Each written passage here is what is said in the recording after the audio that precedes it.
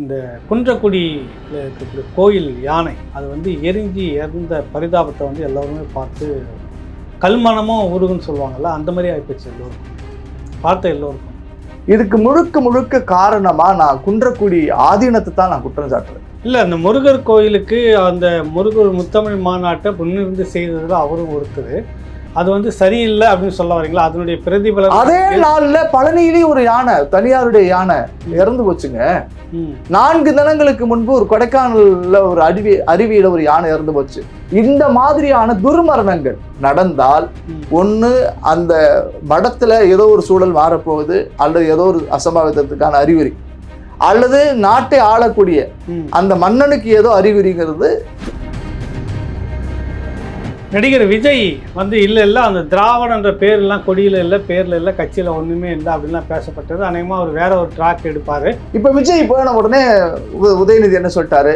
தமிழ்நாட்டில் பெரியாரை தொடாமல் யாரும் அரசியல் செய்ய முடியாது, என்னத்துக்கு ஊர் அமர் தொட்டுப்போம் அப்படின்னு நினைச்சிருக்கலாம் யாரு? விஜய். ஸ்டாலின் அப்படின்னு சொல்லிட்டாங்கன்னா ஒரு 10% சொல்லுவாங்க. தளபதி அப்படின்னால விஜய் தான். ஆமா, அண்ணா பிறந்த நாள், பெரியார் பிறந்த நாள், கட்சி தொடங்கின நாள், இது 3 முப்பெரும் விழா அப்படின்னு பவள விழா. அது 75வது. எல்லாம் பிரமாதமாக பேசியிருந்தாங்க பார்த்தீங்க. அதில் ஒவ்வொருத்தரும் பேசியிருந்த அந்த கருத்துக்களை நீங்கள் கவனிச்சிருப்பீங்க. ஒருத்தர் உச்சகட்டமாக வந்து விருது வாங்கணுன்னு அவர் கொடுக்குற பைட்டு வந்து என்னென்னா, இந்த குடும்பத்தினுடைய கொத்தடிமை தான் அப்படின்றாங்களே, கொத்தடிமையே தான் நாங்கள் அப்படின்றாரு அவர். உண்மைதான். அந்த கட்சியில நாங்க கொத்த அடிமைகள் இல்ல, கோபாலபுரத்துடைய மொத்த அடிமைகள் அப்படின்ட்டாரு. கொடுத்தா நான் வேணாம்னு சொல்லுவேன், கொடுங்க அப்படின்ட்டாரு. ஒரு 5 முதலமைச்சர் கொடுங்களேன். நீங்க அந்த கட்சி 2025 கரைய தொடங்கும். திமுக என்கின்ற கட்சி 2025 கரைய தொடங்கும், எழுதி வைத்துக் கொள்ளும். தோழர் விடுதலை சிறுத்தைகள் திருமாவளவன் தோழர் வந்து அறிவிச்சிருக்கிறாரு. திமுகவிலிருந்து சந்தித்து பேசி 2 பேர் அங்கிருந்தும் வராங்க. அப்புறம் சொல்றாரு, நான் வந்து மோடியே பிரதமராகின்ற பொழுது இந்த திருமாவளவன் பிரதமராக முடியாதா? அட பிரதமராக அப்புறம் இருக்கட்டும் ஐயா, முதல்ல உனக்கு துணை முதலமைச்சர் ஒரு மந்திரி பதவி கொடுப்பாங்களா? மந்திரி பதவி அதிகார பகிர்வுன்னு சொன்னோன்னே நீங்க ஏத்துன கொடி கம்பத்தை எடுத்து பிடிச்சி திமுக. எங்க அண்ணன் திருமாவளவன் தான் சார், நான் தான் சொல்லிட்டேன், அவருக்கு பலநாக்கு பெருவழின்னு சொல்லிட்டேன். அவர் 2016 எங்க ஐயா எடப்பாடியார் முதலமைச்சராக இருந்தார். பீகார்ல ஒரே கையெழுத்துல மதுவிலக்கு சாத்தியமா இருக்கின்ற பொழுது ஏன் தமிழ்நாட்டில் முடியாது? கேள்வி கேட்டவர் எங்க அண்ணன் திருமாவளவன். எடப்பாடியாரிடம் கேள்வி கேட்ட திருமாவளவன் ஸ்டாலின் என்பவரிடம் வந்து கேள்வி கேட்காம இந்த சிறுத்தை வாழை ஏன் முடிக்கிறது?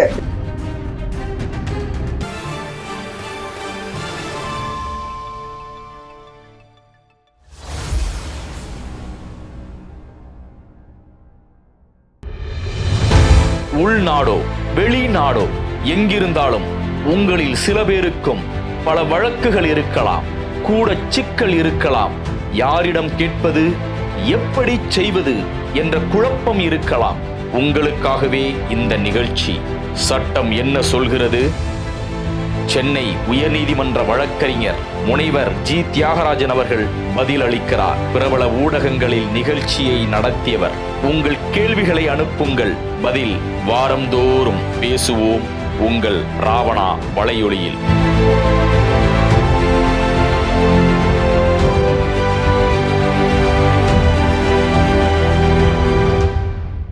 அனைவருக்கும் வணக்கம்.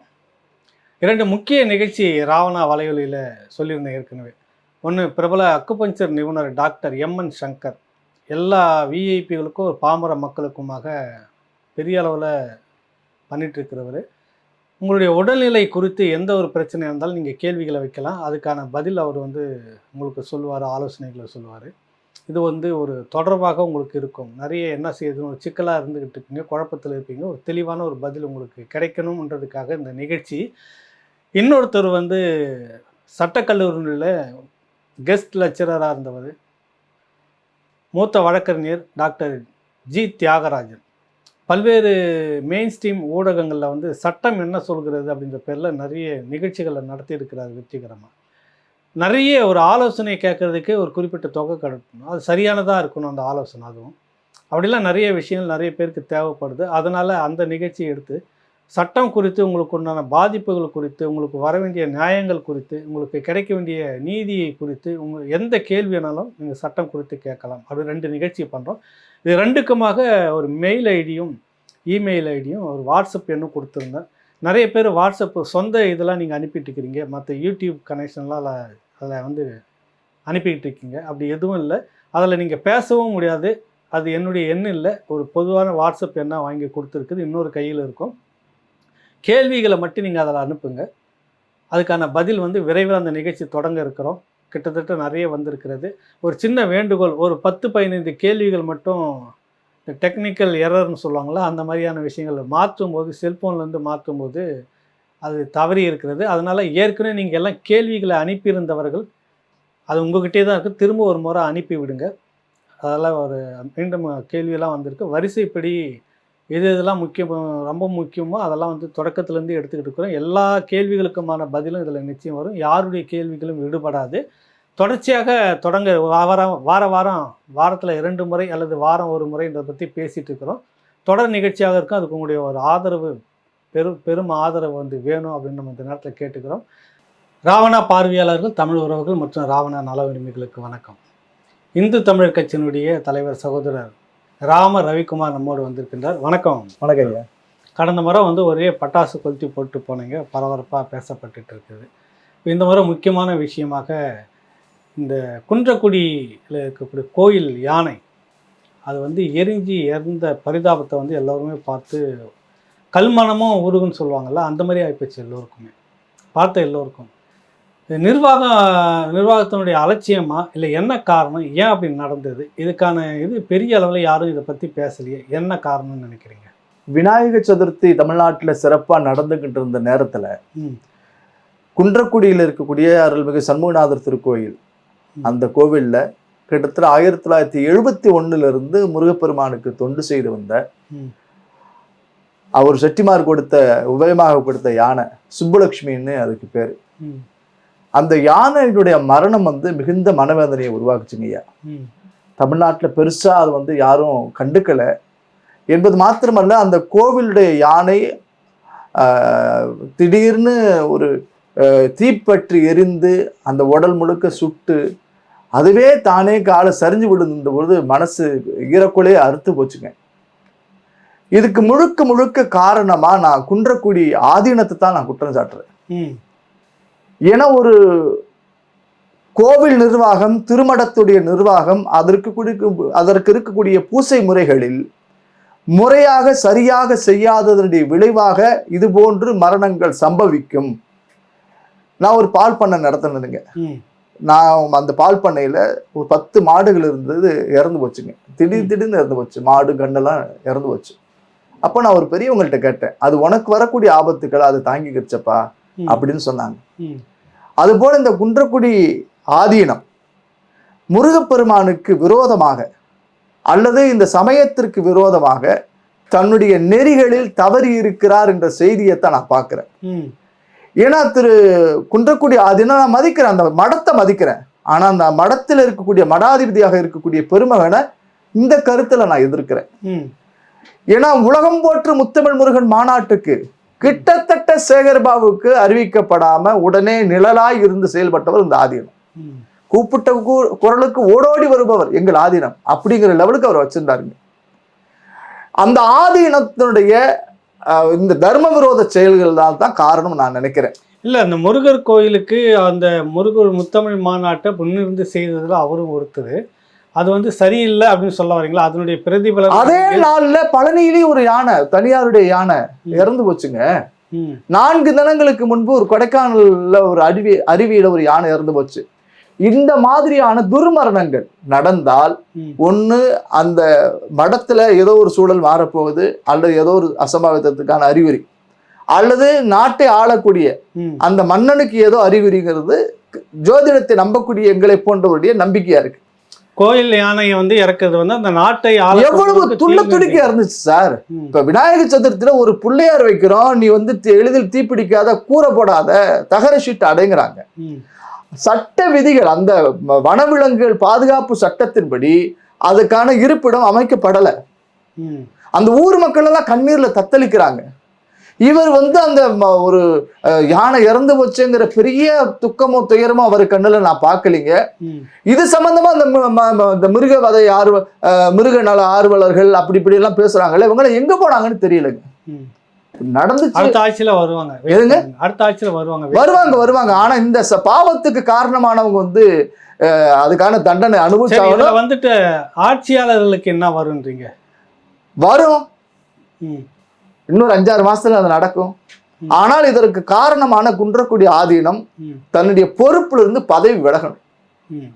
எவ்வளவு ஒரு அஞ்சறிவு ஜீவன் சார், வாய் பேசாது சார். குழந்தைய, கடல் அலைய, யானைகளை நீங்க பார்த்துக்கிட்டே இருக்கலாம் சார். ஏதாவது ஒரு அசைவுகள் செஞ்சுக்கிட்டே இருக்கும்.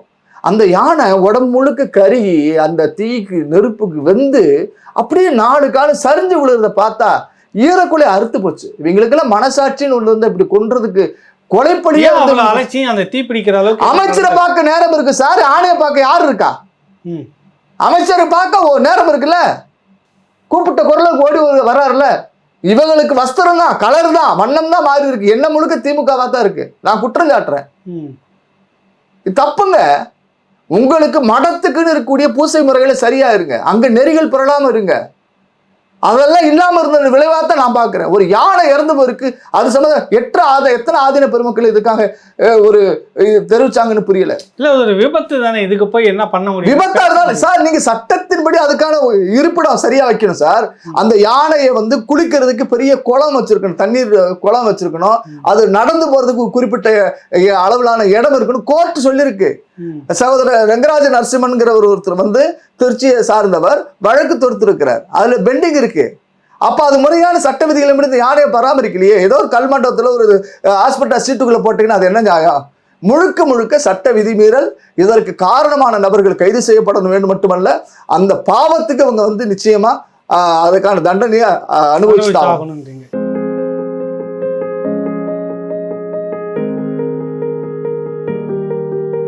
பாமர மக்கள் தொடங்கி திரைத்துறை, அரசியல் துறை பிரபலங்களுக்கு எல்லாம் சிகிச்சை அளித்த புகழ்பெற்ற பிரபலமான அக்குப்பஞ்ச மருத்துவ நிபுணர் டாக்டர் எம்.என். சங்கர் அவர்களோடு நீங்கள் உங்கள் நோய்க்கான தீர்வுகள் என்ன, மருந்தில்லா மருத்துவம் சொல்லும் மகத்தான விதிமுறைகள் என்ன, உங்கள் நோய்க்கான கேள்விகளை அனுப்புங்கள். மருத்துவர் எம்.என். சங்கர் பதில் அளிக்கிறார் உங்கள் ராவணா வலையொலியில்.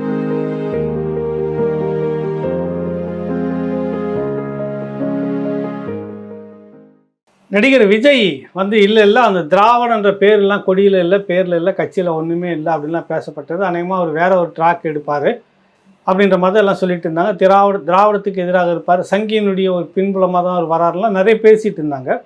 பார்த்தா நேற்று திடீர்னு போய் பெரியார் திடலில் நின்று மரியாதையெல்லாம் செய்திருக்கிறாரு. அதற்கு பதில் என்ன வருது உதயநிதி அவர்கள்ட்டனாக்கா, இங்கே பெரியாரை தவிர்த்து விட்டு யாரும் அரசியல் செய்ய முடியாது அப்படின்னு சொல்கிறாரு. இது எப்படி நீங்கள் பார்க்குறீங்க? உதயநிதி வந்து அரசியலில் இப்போ அநேகமா இந்த வாரத்துல அல்லது ஒரு 10-15 நாள் கழிச்சு அப்புறம் வந்து துணை முதலமைச்சர் ஆக்கிடுவாங்க. நம்ம அதை ஏற்கனவே சொல்லியிருக்கோம். துணை முதலமைச்சர் ஆகலாம், இல்லைன்னா முதலமைச்சரை கூட ஆகலாம். ஏன்னா அது அவங்க கட்சி அறிவிக்கிறதா ஒரு செய்தி பரபரப்பா நேற்று அறிவிக்கிறதா இருந்துச்சு. அப்புறம் விசாரிச்சு நானும் அந்த கழக ஊபிஎஸ் கொத்தடிமைகள்கிட்ட நேற்று பௌர்ணமி முடிஞ்சு பாட்டு பிரதம நாள் சரியில்லை அப்படின்றதுனால இன்னொரு 10-15 நாள் கழிச்சு போகும். பௌர்ணமி முடிஞ்சு வளர்பிறையில இப்ப தேய்பிற காலம். இப்ப தேய்பிறைனா திமுக தேய்பிறை ஆயிடக்கூடாது. வளர்பிறையில அறிவிப்போன்னு கூட நாள் வச்சிருக்கலாம்னு நினைக்கிறேன். இப்ப நண்பர் விஜய்க்கு வருவோம். அவர் ஒரு தமிழக வெற்றி கழகம் வச்சிருக்கிறார். அவருக்கு வந்து ஓணத்துக்கு வாழ்த்து சொல்றதுக்கு நேரம் இருக்கு, விநாயகர் சதுர்த்தி வாழ்த்து சொல்றதுக்கு நேரம் இல்லை. ஆனா ஈவேரா சமாதிக்கு போய் ஒரு கையில மாலை, இன்னொரு கையில அந்த பூந்தட்டை கொண்டுட்டு காலில் செருப்பு இல்லாம கொண்டு போன பயபக்தி இருக்கே, அப்பா அவருக்கு இந்த விஷயத்துல சூப்பர் ஸ்டார் பட்டம் கொடுக்கலாம். கூட அந்த புசி ஆனந்த் ஐயா அந்த பாருங்க, அவர்கிட்ட கூட தொட விடலை.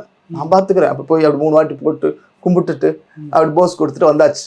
பார்த்துருக்கா இளவல் விஜய் அவர்கள் பெரியாருடைய இடத்துக்கு போய் நேற்று வரைக்கும் சங்கி அவர் சொல்லிதான் வந்திருக்கிறாங்க அப்படின்னு சொல்லிட்டு பேசின உடன்பிறப்புகளும் யாரும் பேசவே இல்லை. நீங்க ஒருத்தனை சங்கியா இருக்கிறவனை கொண்டு போய் பெரியார் தடவை விட்டு வெளியில் எடுத்து வந்துட்டீங்கன்னா அவன்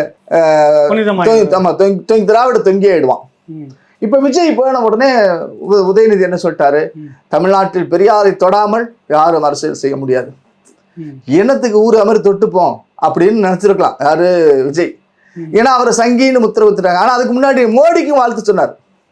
நரேந்திர மோடி அவர்களுக்கும் பாரத பிரதமருக்கும் வாழ்த்து. அந்த 17ஆம் தேதி 2 தாடிக்கு முக்கியமான நாள். ஒன்று மோடிக்கு, இன்னொன்று தமிழ்நாட்டில் பிறந்த ஈவேராங்கிற இந்த நபருக்கும். அப்ப அந்த மோடிக்கான வாழ்த்தை விட்டுட்டாங்க. பெரியார் தடல வந்ததை வந்து திராவிட திடல்ல காப்பாற்றி கொண்டிருக்கக்கூடிய படிகளக்கக்கூடிய பகவான்கள் எல்லாம் வாழ்த்துறாங்க விஜய். நான் என்ன நினைக்கிறேன்னா, இந்த திராவிட முன்னேற்ற கழகம், அதிமுக, இந்த திராவிட இயக்கங்களில் இருக்கக்கூடிய இளைஞர்களை கவர்வதற்காக, ஏன்னா மிகப்பெரிய காட்சிகள் நடிக்கக்கூடிய நடிகர் தானே விஜய். அது மாதிரி இந்த ஈவேரா தியேட்டர்ல ஒன் டே ஷூட்டிங் தான், டக்குன்னு போனா ஒரு 3 நிமிஷம் பூவை போட்டா நம்மளுக்கு நஷ்டம், ஒரு 100 ரூபாய்க்கு மாலை அந்த உதிரி பூ இவ்வளவு போட்டு வந்தாச்சு, இது என்ன பெரிய விஷயம் அப்படின்னு இந்த திமுக இருந்து ஓட்ட புடுங்கிறதுக்கு அது ஒரு ஷூட்டிங் அப்படின்னு சொல்றேன். ஷோ அவ்வளவுதான். இந்த திராவிட இவங்க எப்படி ஷோ பண்றாங்க, அது மாதிரி அதாவது இந்த விஷத்தை முறிக்கிறதுக்கு விஷம்தான் தீர்வு. அது மாதிரி இந்த திராவிஷத்தை முறிக்கிறதுக்கு விஜய் எடுக்கிற ஒரு ஆயுதமா அதை நான் பாக்குறேன். திமுகவுக்கு அதனால சரி வரும்.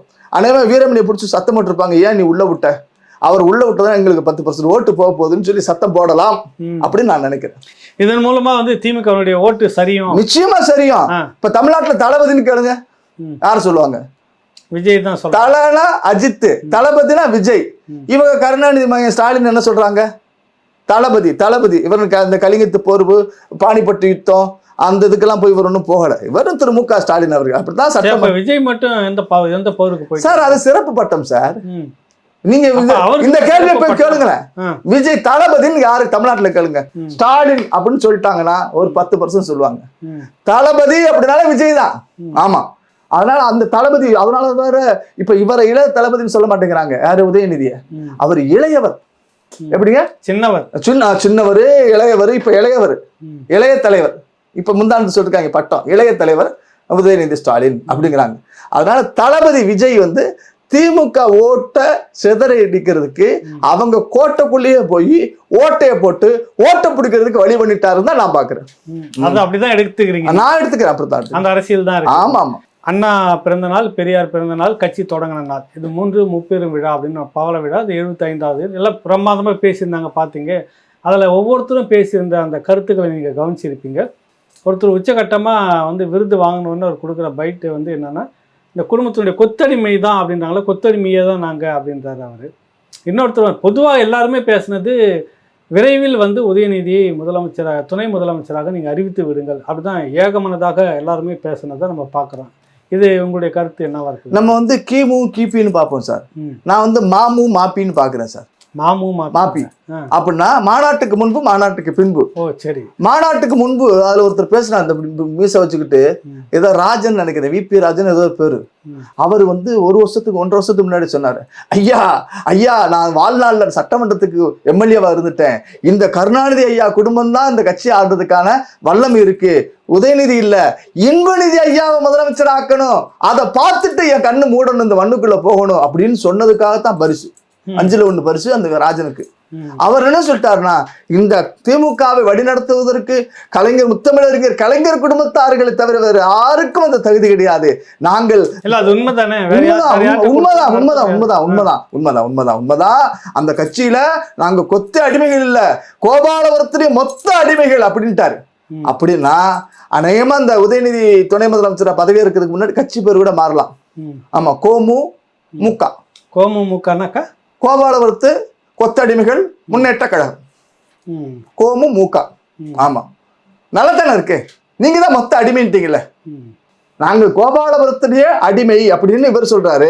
கோபாலபுரத்திலே விசுவாசி அப்படிங்கிறார் யாரு? எங்க ஐயா. நீங்கள் உட்பட இவ்வளவு சுதந்திரமா பேசுறதுக்கு காரணமே பெரியார் தான், திராவிடம் தான் மறந்து. ஆமா, நான் வேட்டிட்டு இருக்கிறதுக்கு அவர் தான் காரணம், துண்டு கட்டுறதுக்கு அவர் தான் காரணம். இந்த அளவுக்கு சுதந்திரமா பேசுறதுக்கும் பெரியாரும் திராவிட மண்ணு தான் காரணம். எங்களுக்கு கஞ்சிக்கெல்லாம் அவர் தான் கொடுக்குறாரு, பெரியார் தான் கொடுக்குறாரு.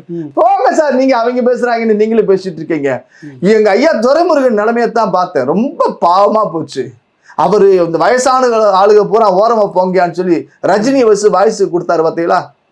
அந்த ஸ்டூடெண்ட்டு, ஓல்டு ஸ்டூடெண்ட்டு, தன்னுடைய இடத்த விட்டு கொடுக்காத ஸ்டூடெண்ட் எல்லாம் ஒதுங்கி போங்கன்னு சொன்ன பொழுது அவருக்கு ஒரு விதம் ஆகிப்போச்சு. இப்போ நீங்க அமெரிக்கா போய் ரிட்டர்ன் போயிட்டு வந்தார்ல, ஸ்டாலின் சார் பேசும்போது பக்கத்துல தான் இருந்தாரு. அந்த நவரசங்களும் கலந்து அவருடைய முகபாவனை எல்லாம் வந்திருக்கும், பார்த்துருப்பீங்க. கொட்டாய் விடுறதுன்னு ஐயோ ஐயோன்னு பேச ஒரு விதமா இருந்துச்சு. அவருடைய நிலைமை என்ன ஆகி போச்சுன்னா, இப்ப தம்பி உதயநிதியை துணை முதலமைச்சரா ஏத்தாகணும், வேற வழி இல்லை அப்படி சொல்லிட்டு, இந்த இயக்கத்தை பார்த்தீர்களா, அண்ணாவும் பெரியாரும் கட்டி அமைத்த இயக்கம், முத்தமிழறிஞர் கலைஞரோடு நான் பயணித்த காலங்களை பார்த்தீர்களா அப்படின்னு சொல்லிட்டு முடிக்கிறதுக்கு முன்னாடி நான் 3 முறை தளபதி என்று சொல்லுவேன், நீங்கள் வாழ்க வாழ்க வாழ்கன்னு சொல்லணும். பாருங்க. அந்த மந்திரி பாருங்க, அதெல்லாம் அவங்க கட்சி மந்திரி பதவியை தக்க வைக்கிறதுக்கு ஏங்க துணை முதலமைச்சர் பதவி எங்க ஐயா துரைமுருகனுக்கு கொடுக்க கூடாதா? அது அவரே கேட்கல, நீங்க ஏன் பேசிட்டீங்க? ஏங்க அவர் கொடுத்தா நான் வேணாம் நான் சொல்லுவேன்ட்டாரு. கொடுத்தா நான் வேணாம்னு சொல்லுவேன், கொடுங்க அப்படின்ட்டாரு. ஒரு 5 துணை முதலமைச்சர் கொடுங்களேன். எங்க அண்ணன் வேலுக்கு கொடுங்க, எங்க ஐயா ஐபி கொடுங்க, எங்க ஐயா துரைமுருகனுக்கு கொடுங்க, எங்க அண்ணன் எல்லாரும் சேர்ந்து ஒரு மனதாக முடிவெடுக்கிறாங்க. அந்த கட்சிக்குள்ள சார். ஐயோ அதெல்லாம் உங்களுக்கு தெரியாதா சார்? இது முழுக்க முழுக்க சித்தரிக்கப்பட்ட ஏற்கனவே எழுதப்பட்ட கதை, திரைக்கதை, வசனத்தின்படி நாடக அரங்கேறிட்டு இருக்கு என்னங்க. அதனால உதயநிதியை ஏத்துக்கிட்டா தான் இந்த கட்சியில இருக்கணும், இல்லைன்னா வெளில போங்கன்னு கூட ஒருத்தர் சொன்னாரு.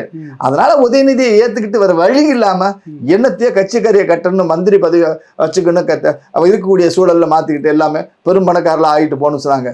அதுல ஒரு ஜோக்கு பாத்தீங்களா? எங்க ஐயா 900 கோடி ஃபைன் கட்டினார்ல, எங்க அண்ணன் ஜெகத்ரட்சகன் உலக நாயகர், அவர்கிட்ட விருது கொடுத்துட்டு 1 லட்ச ரூபாய் செக் கொடுத்துருக்காங்க.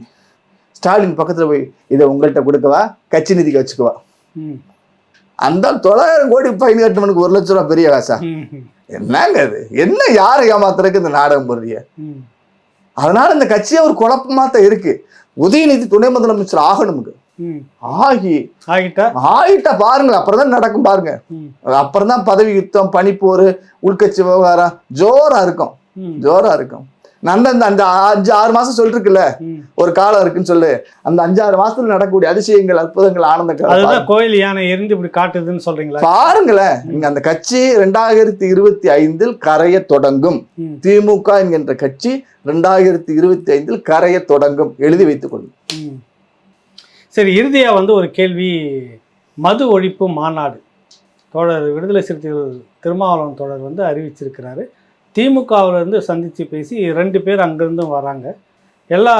இந்த கருத்துடைய எல்லா கட்சியினுடைய மகளிர் அணிக்கும் நான் அழைப்பு விட போகிறேன்னு சொல்லி அதுதான் பரபரப்பாக அதுதான் ஓடிக்கிட்டு இருந்தது. நேற்று பவள விழாவுக்கு முந்தின வரைக்கும் அதுதான் முக்கிய செய்தியாகவே எல்லாமே ஓடிக்கிட்டு இருந்தது.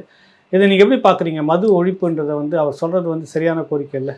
பள்ளிக்கு ஒத்தனாக்கு சார், பாம்புக்கு ரெட்டனாக்கு சார். எங்க அண்ணன் திருமாவுக்கு நாளுக்கு நாள் நாக்கு மாறும். பச்சோந்தியே இவர்கிட்ட தான் பாடம் படிக்கணும். முதலமைச்சர் அமெரிக்கா போயிருந்தாரு முதலீடுகளை ஈர்க்கிறதுக்கு. முதலமைச்சர் அங்கிருந்து கிளம்புறதுக்கு 2 நாளைக்கு முன்னாடி தான் எங்களுக்கு ஆட்சியிடும் அதிகாரம் வேண்டும், பங்கு வேணும்னு கேட்டார். மது ஒழிப்புக்காக நான் மாநாடு நடத்த போறேன்னு சொன்னார். 2 நாள் தலைப்புச் செய்தியா வந்தார், பிரேக்கிங் நியூஸ்ல போனார். முதலமைச்சர் இறங்கின உடனே கிளம்பி வா அப்படின்னு நேரம் அறிவாளத்து கிளம்பி போயிட்டு மனுவை கொடுத்துட்டு சால்வியை போட்டுட்டு போட்டா பிடிச்சிட்டு வெளியில பேட்டி கொடுக்கிறார். நான் முதலமைச்சரை அழைத்திருக்கிறேன் மது ஒழிப்பு மாநாட்டிற்கு. எதுக்கு? மது ஒழிப்பு மாநாட்டிற்கு. எங்க குருநாதர் ஒரு கதை சொல்லுவாருங்க சார். ஒருத்தனுக்கு பாக்குறதெல்லாம் பச்சை கலர்ல பாக்குறேன்னு ஆசை சார். சட்டை பச்சை போட்டுக்கிட்டான், வேஷ்டி பச்சை வேட்டி, வீட்டுல இருக்கிற பண்டா பாத்திரம் பெயிண்ட் வீண்டு எல்லாம் அடிச்சு பச்சை, எல்லாம் பச்சை. ஒரு 10-20 லட்ச ரூபா செலவாகி போச்சு சார். வீட்டை விட்டுட்டு வெளியில வந்திருக்கான், பார்த்தா பச்சையா தெரியுமா? ஒன்றும் ஆகலை. இவ்வளோ செலவழிச்சுட்டு நேர குருநாதர்கிட்ட போயிருக்கான். ஏன் சாமி இப்படி நீங்கள் எனக்கு இப்படி ஒரு ஆசை, பார்க்குறதெல்லாம் பச்சை கலரில் பார்க்கணுன்னு, இவ்வளோ செலவழிச்சுட்டு ஆனால் என் மனசு நிறைய மாட்டேங்குதுன்னு சொன்ன உடனே, அட லூஸு, ஒரு 100 ரூபாய்க்கு பச்சை கலரில் கண்ணாடி வாங்கி போட்டேன்னா பார்க்குறதெல்லாம் பச்சையாக தெரியும்ல, எதுக்கு பைத்தியார்த்தனமா நீ பெயிண்ட் அடிச்சு எல்லாமே பச்சையாக்கணும்னு சொல்லி கேட்டாராம். அது மாதிரி மதுவை ஒழிக்க போறேன்னு யாருக்கு சொல்றீங்க நீங்க?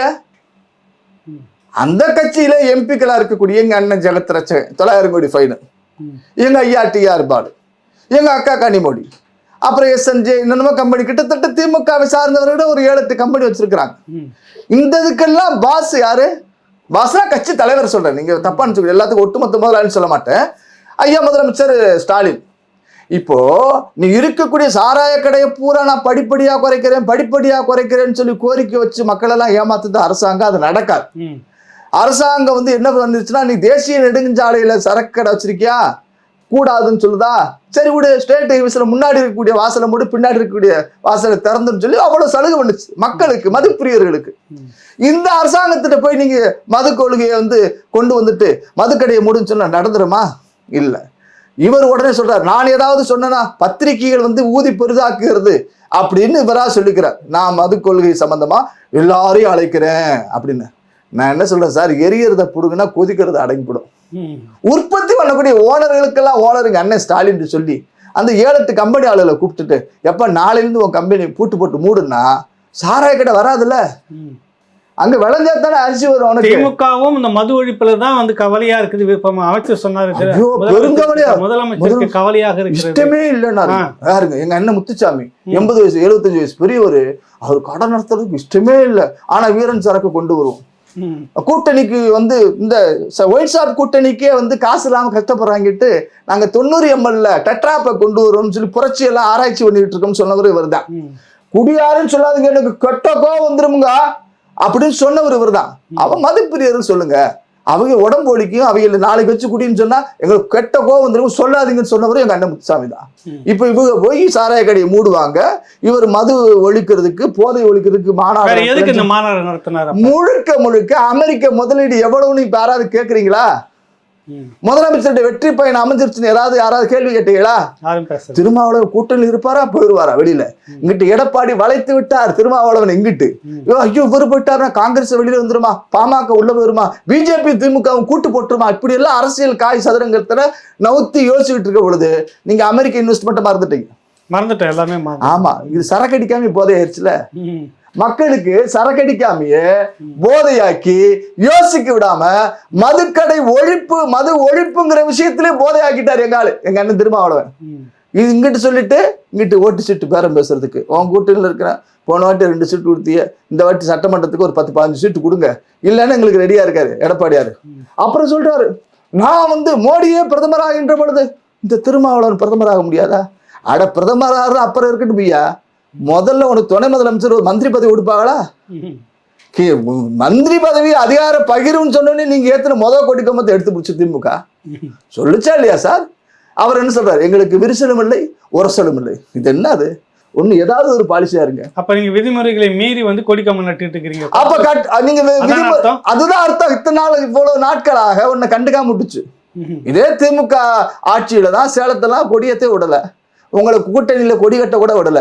அவர் சொல்றாரு, உண்மைதான், அதிகாரத்தை பெறுவதற்காக நாங்க சில விதமான காம்ப்ரமைஸ் பண்ண வேண்டியதான் இருக்குன்னு சொல்றாரு. இன்ன வரைக்கும் வேங்க வயல்ங்கிற ஊர்ல அந்த குடித நீர்ல கலந்தவனை கண்டுபிடிக்க முடியலையே. அதை பத்தில எங்க அண்ணன் பேசுதா? திரும்ப நல்ல மனுஷன். நாங்க போராட்டம் நடத்தணுமே அதுக்காக வேண்டி. ஆமா, போராட்டம் கூட்டணியில இருந்து கொண்டு, அதுவும் எப்படி கூட்டணியில இருந்து கொண்டே போராட்டம் நடத்துக்கிட்டே தோழமை சுட்டுதல் நாங்க தான் அப்படிங்கிறாரு. இப்போ அவர் ஒரு குழு வச்சிருக்கிறாரு பாத்தீங்கன்னா, பாதிரியார்கள் ஒருங்கிணைப்பு குழு. எதுக்குங்க? மது ஒழிப்பு மாநாட்டுக்கு பாதிரியார் ஒழிப்பு குழு. நான் அதை பார்த்தவொடனே பல பேர் வந்து இது மது ஒழிப்பு மாநாடா மதமாற்ற மாநாடான்னு போட்டாங்க. நான் அப்படியெல்லாம் கேட்கல. அந்த குழுவிட்ட சொல்லி சர்ச்சுகளில் கொடுக்குறாங்க சாராயம், ஒயின், அப்பம், போதைப்பொருள், அதை கொடுக்காதீங்க ஃபாதர்ஸ் அப்படின்னு இவர் சொல்லுவாரா? பங்கு தந்தைகளிடம் எங்கள் பங்கு தலைவர் யார் எங்க அண்ணன் திருமாவளவன் சர்ச்சுகளை இனிமேல் சாராயம் கொடுக்க கூடாதுன்னு சொல்லுவாரா? யாரை ஏமாத்துறீங்க? முழுக்க மடைமாற்றக்கூடிய, திசை திருப்பக்கூடிய நாடகத்தான் திருமாவளவன். தொடக்கத்தில் இருந்து இந்த கொள்கையில பிடிவாதமா இருக்கிறோம், கொண்ட கொள்கையில் உறுதியா இருக்கிறோம், கொள்கையை நாங்க என்னைக்குமே வந்து சமரசம் பண்ணிக்கிட்டதுலன்னு தான் சொல்றாரு.